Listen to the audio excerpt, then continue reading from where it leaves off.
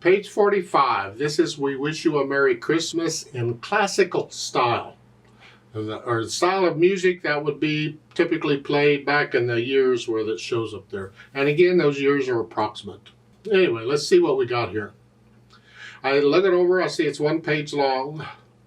Treble and bass clef, no sharps or flats in the key signature, so we're either in C major or A minor, because those are the keys with no sharps or flats in them. And if I look at the end, I got this. It's a C chord. We're not using all the notes in the C chord, but don't have to. It's still a C chord. I figure it's in C major. But I'm going to do the scales and arpeggios for the key signatures. So I'm going to do the C major and A minor scales and arpeggios. Just to make sure I got them. And then it's a 4/4 time signature. So let's look this over. We got eighth notes going crazy.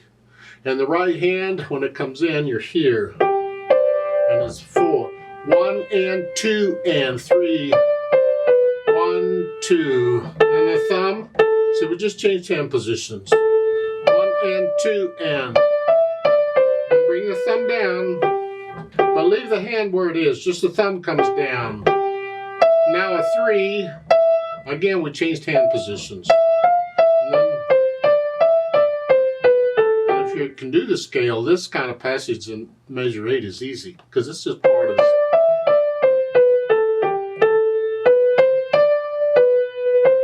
And then going on, measure 11. Here, it's a broken chord. If you take all these notes, it's just a broken chord. I'm just transferring weight from finger to finger. I'm just kind of walking on the piano here. Don't hold the hand still and try and use the fingers for this. You will have some medical problems probably if you do that. I don't recommend it. Just transfer weight from finger to finger and let the weight do the work. You're just lowering which finger you want the weight to be on is all you're doing. 12. And then scrunch up. Just measure 13, scrunch up, 4th finger. Because we just changed hand position. During the rest, you come up. You can move up or you can just lift up, reach up I should say. And you don't have to use 2nd finger. I could use maybe 3rd finger, it's easier to reach. You see, I like to feel my way around a keyboard. And so when I try and fingers everything connected if I can, and with the rest, even though I'm not playing, I still want to feel where it is. So I might play it with 3rd finger and then scrunch up and use thumb on the 8th notes. Again, just like scale. And then at the end, and then it's 1/5. That's fine. Left hand, well, we have this pattern. Common in classical music. It's called an Alberti bass. It gives you all of the chords, all the notes in the chord, and the rhythm at the same time. So you just kind of, and again, I'm just transferring weight from finger to finger here, and I'm just kind of rolling the hand.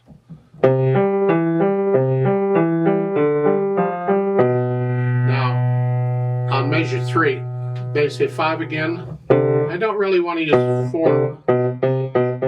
5 for both. So since I'm on 5 for the half note, I'm going to use 4 on measure 3 for the first one, and then come up, and then I can use 5. I'm just using 4 because I just used 5 there. And again, for measure 5, I don't want to use 5 again. I'm using 5 for the half note, so I'm going to use 4 on the first one, and then 5. Again, measure 7, I'm going to use 4 on the first one, and then 5. And then it's for measure, what, 11 or 10 it is? That's just C major scale. Let's go down to the last line. We'll start at measure 16. You're here, and then 5, and then just come down here. Here, I don't really want to do that. And there's times in piano we have to do that, but we don't have to do that here. We have a rest. I can take advantage of the rest to move during the rest. So on measure 17 in here, during the rest, I'm going to come down and put thumb on that C. I'm going to spread out, and I'm going to cover all of these notes in one hand position. This hand position. 4th finger on the E. So I'm just here and then here. I don't to stay spread it out. But the point is I can get all of these and I can feel my way as I'm going. So recommend thumb on that. So then when I kind of got each hand figured out, I go put them together. And this is usually like a new adventure. So pick up to measure 3 when they play together. Because I'm here and then here. And then here. And then here. See, you're using different fingers and it just feels weird. Make sure you hold the half note down.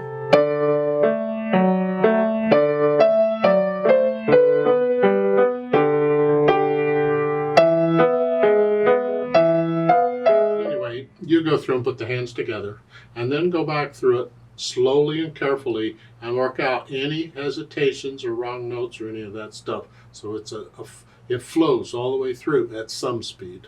Slow is fine, just no hesitations. And then I'll think about the articulation. This is pretty connected. They've got the slurs in here, and they don't give you anything at the beginning. So I'm going to suggest to you when they don't give you anything connected, pretend there's a big slur across it. And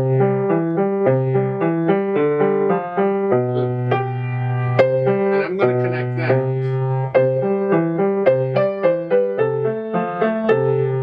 Then measure 4 on the A's. It's like taking a breath.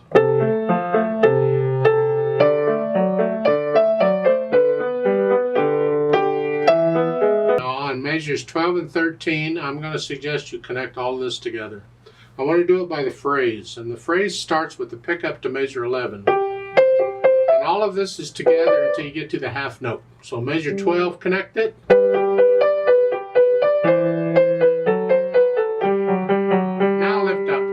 It's at rest. And you're going to connect all that up. Okay. So you put in the staccatos and the slurs. And then I'll think about the dynamics. Well, P at the beginning is piano for soft. You'll have to decide what soft is. And then moderately soft for the, and that's the melody.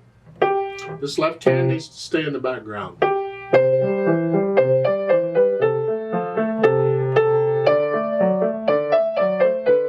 Measure 7, you get a crescendo. Coming up to moderately loud. Kept down. Ba-da-da-da-da. That's all it is, swell.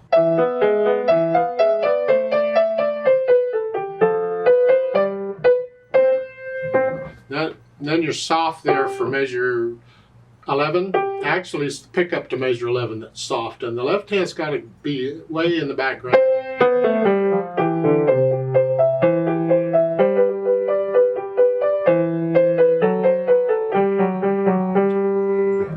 Measure 14, soft. Now come up all of a sudden moderately loud. And then come down, measure 16. And then you're loud at the end. And a retardando to slow down a bit.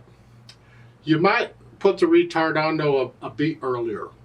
You know, it's the F is sort of in the way, but I want to retard more than just one beat. So put it a little bit earlier. So yeah.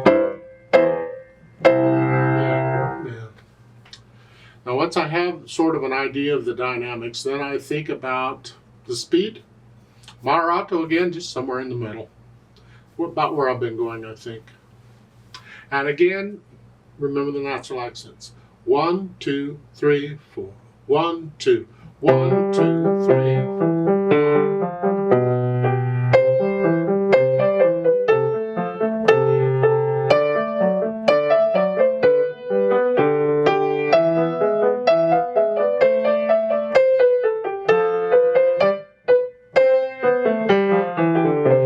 I'm forcing them so you can hear them better, because you don't force a natural accent, you feel it.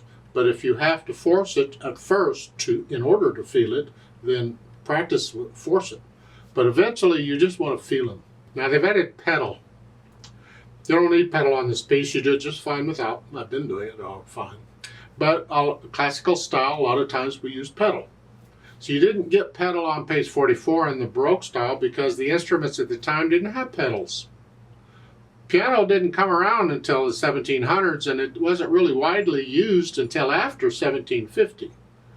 Well, then when it had a pedal or some sort of a pedal lever, lever to raise the dampers, whatever. So it was used quite a bit. The problem is the instruments back then sounded quite different than the instruments today, and so you have to be careful. Don't just blindly take pedal suggestions of music that was written back then, because they were meant for instruments back then. We have to be very careful with the pedal. I'm going to use the lag pedal and the legato pedaling, where the notes go down first and then the pedal. At the beginning, it's here, note first and then pedal. I'm going to change the pedal after I play the note, so the pedal lags behind us. So it's here. Now on the second measure, I'm not going to pedal the last two beats. I want to hear that. I want to hear that clean. I don't want so it's here. Now, and on measure 4, I'm not pedaling the last two beats. I want to hear the phrasing. I want to hear that. Here, I want to hear that silence in the right hand, and the pedal would cover that up.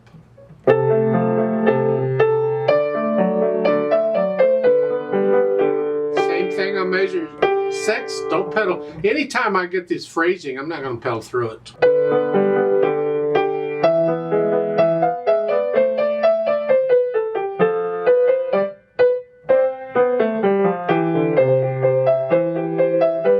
That's basically the pedal. Be aware of the effect the pedal is having to the sound.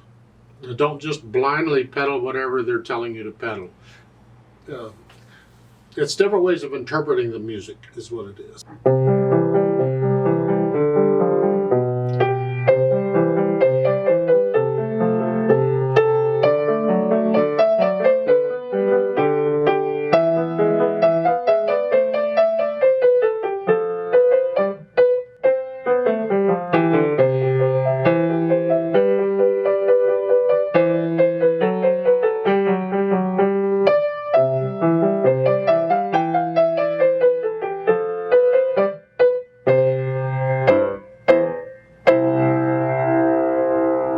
At the end, the pedal and the hands come up together. The fermata, hold it out as long as you think it feels right. If you do it with a metronome, I usually just double the value and I'd hold it for 8 counts instead of 4. So you have to feel that. I missed one dynamic mark I want to go back and talk about. Shame on me. But measure 11, they're giving you 2 dynamic markings. They're helping you out here. So you want to bring out the melody, and sometimes it's hard to tell what melody is. Well, they're telling you P, that's for the right hand here. This underneath bottom staff is an MF. They're telling you to bring out the here. And continue to bring it out until the pickup to measure 15. And then it's here. That's melody. So keep this right hand soft. And now, let's play it together very slowly and check the notes and the rhythms. I'm not going to do any dynamics. The louds and softs, I'm going to do it all about the same. We're checking notes and rhythms here. I will do the staccatos, and I'm going to pedal it like I suggested.